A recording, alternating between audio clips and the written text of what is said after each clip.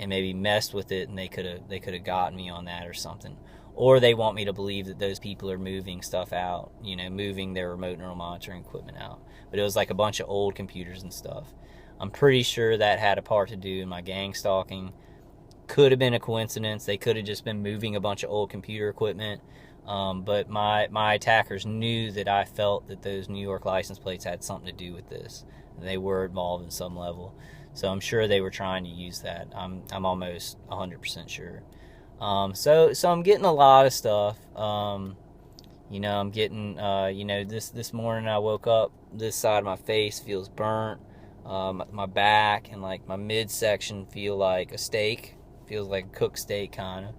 And as I wake up, it feels sore and kind of hot, like deep down, like not on the top of the skin, but deep under.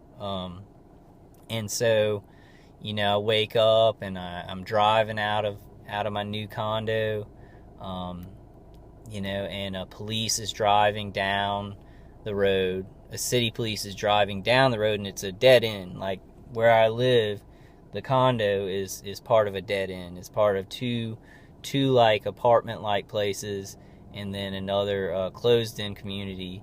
And a city police was, and sorry, I rubbed my nose. And a city police was driving down this dead end with his lights on as I was driving out. And then I saw a police car from New Roads, which is not here. That's not in the city that I'm in. And then I saw another sheriff from West Feliciana Parish, which is not here where I am. So these people, I guess working for the fusion centers, scratch my nose, sorry. They are actually not in their parishes looking for crime. They are caravanning me after a night of intense microwave torture. So I've gone in that condo. I brought pepper and I brought some of my stuff. I put copper over me, the copper mesh. I'll show you all that, but I want to be. I kind of. It's a quiet place. It's a lot of older people, which is really good. It's a lot of people who bought the condos. Scratch my nose, sorry. I always do this because it'll start itching. But there's a lot of older people and people who've been there for a long time. They buy these condo places. There's not a lot of places they can just, pick out around there. So that's really good. That's really good for me. It seems safe. Plus, it's like, it's a place where my mom is kind of come. She's going to be working in Florida, and then she's going to kind of come there, so I can watch that place, but I don't have to stay there. I can jump if I need to. I can, try and find a safer place away from more, just more isolated, and try and jump there. So it's it's an opportunity to see if he's going to build it up there, and if he does, then I'll jump, So and I'm scratching my nose again. I'm sorry, guys. I'm going to go ahead and scratch it really good right now so I don't do it anymore. When I have this mustache is when it gets itchy, and I'll start scratching the bottom of my nose. So, sorry about that, guys. I hope that wraps up the nose scratching. But I'm glad. I know I said it on another video. I'm glad that one of my friends, he catches me on stuff like that, because I know that stuff can be kind of distracting, or you might think that I'm doing it on purpose, because I know we go through a lot, like as target individuals. You start to question, like, did somebody really just do that? Are they a gang stalker? Things like that. It does kind of get into our heads. But, but I've been doing pretty good. I guess I will get some of the fusion center activity, on my phone. I had a red truck get in behind me, and I turned around on the street, and then I saw him. He followed me down. So, I mean, they're picking up the pace on it. It doesn't bother me. I see it. They've also used the tactic of, like, using trucks that look like my brother's. Because I'd never think that my brother would ever be involved in this. Ever. My family never. But they do sometimes. They'll drive cars that look like my mom's or my brother's around me. And that may just be because they want me to talk about that, and then I'll, maybe be discredited. But that is a tactic they use. I think they sometimes they see how I'm kind of flip-flopping between, like, is that person doing something weird, or, would they ever do that, or would they not do that? If they were told something about me, would they do it? And so they're trying to do that, I think, to get me to be paranoid about my family, which will not happen. Which will not happen. It will not happen ever. But I've been doing pretty good. I've been just kind of hunkering down as those plates kind of warm up, and the plugs, I put plugs all in the place. Trying to eat better. I'm feeling a lot better. Still struggling a lot, because it's wearing down my body and my mind, especially the active remote neural monitoring. It's almost like an artificial, you can't stop your mind, because some things aren't, even when you stop your mind, they're like, okay, they're gonna put some stuff that maybe you've seen. Like I was watching these. Okay, this is something weird that I want to tell you all about. There's two things I want to tell you about. First of all, I'll have words in my head, like past, or just any word that'll pop up, like past, or what else? I'll say a word and it'll bring me to an emotion, or I'll hear the woman's voice on the V2K who I have great, like, she's a good person, and it hurts me that she's hurting. It sounds like that. I know there is looping and automation and stuff like that, but I think at certain points she really is on there somehow. And I'll hear her voice and a certain word will pop up or something. So there are triggers. But what I figured out, guys, this is a theory. This is a theory because I'm not behind the equipment. But when you think about a word like your past, it evokes an emotion. So it shows up on that EEG, right? They're EEGing you. So when you say a word, it's not necessarily that the trigger's attached to the word.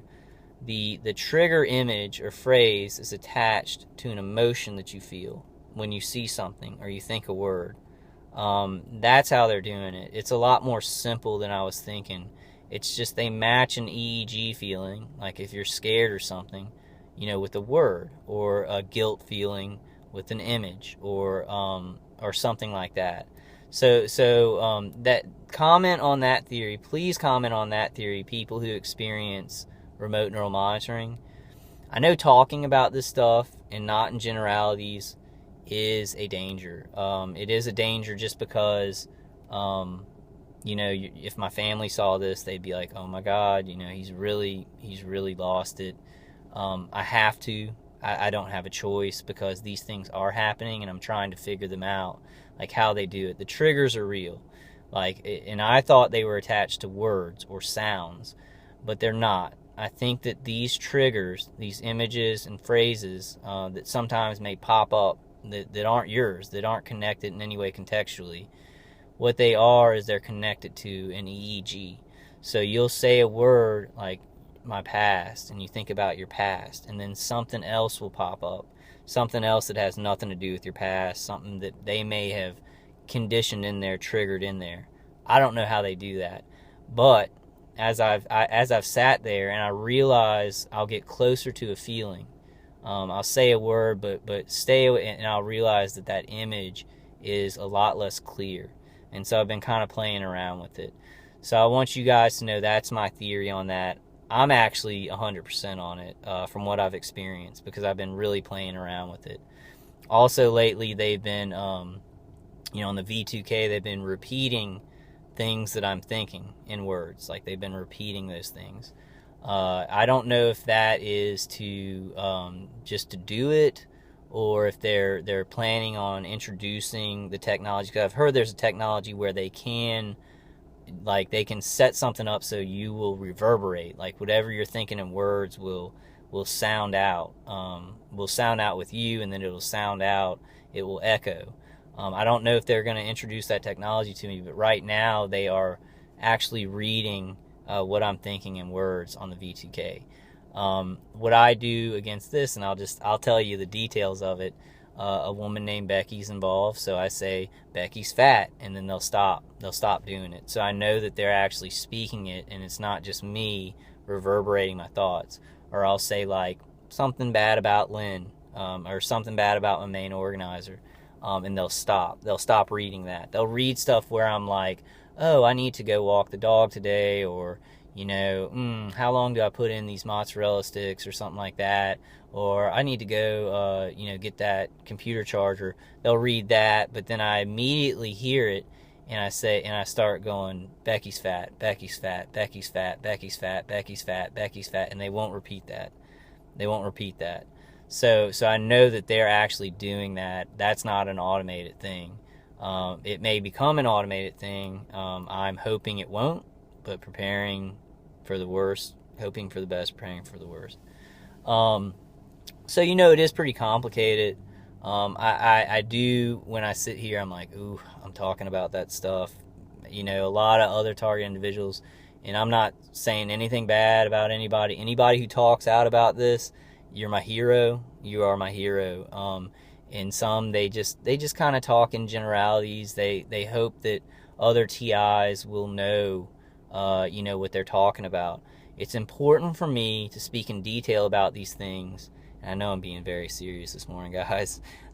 I'm sorry. I've been having a serious day today, and kind of, moving was hard, and, kind of moving out early. I don't want to hurt my roommate's feelings. I really do like her a lot, but I was getting hit so hard there, and there's no way I could have explained what was going on to her. So I did move out early, and so it's been kind of like, there's an empty apartment there that she's staying somewhere else, I'm staying somewhere else, and it's sad because it's my mom paid for it out of the money that we got from the insurance and the fire. And it's a good place, it's a nice place. If I wasn't being targeted, it would have been a dream. Things would have gone very positively, but with all this junk, it did make it, when I was moving out, just seeing the empty place, and it's not even being used in the last month, and it is depressing. It depresses me on a human level. I'm going to admit that. But then I moved the condo, and, moved Pepper over there, and I still talk to Savannah on text. I will be seeing her before I leave, and, hanging out with her at her new place. I love her so much. I love her like a little sister.